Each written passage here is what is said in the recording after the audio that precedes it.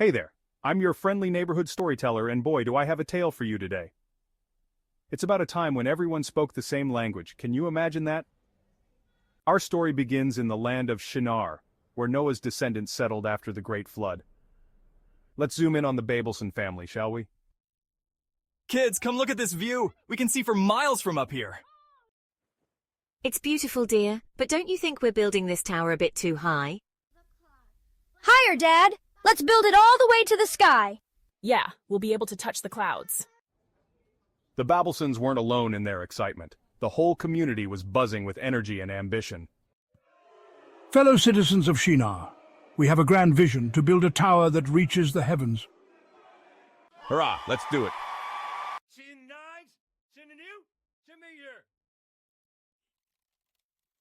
Pass me that brick, will you? We're making great progress. At this rate, we'll be touching the stars in no time. Days turned into weeks and weeks into months. The tower grew taller and taller. Look how far we've come. We're unstoppable. I have to admit it's impressive, but I can't help feeling a little uneasy. Mom Babelson wasn't the only one with doubts, but as the tower grew taller, so did their pride. Soon we'll reach the heavens themselves. Nothing is impossible for us. We are the greatest. We can do anything. Little did they know someone was watching. They have become too proud. It's time to remind them of their place. And then in the blink of an eye, everything changed. Can you hand me that, what's the word? Gabble gabble? Flibber flabber? Dad? Mom?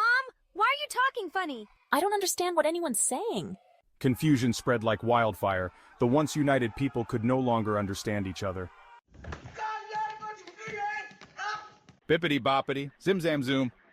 Flim flam, wiggle waggle. What's happening? Why can't I understand anyone? Wah wah wah. The great tower, once a symbol of unity, now stood as a monument to their confusion. Come on, family, I think it's time we found a new home. But where will we go? How will we communicate? I'm scared, Dad. What's going to happen to us?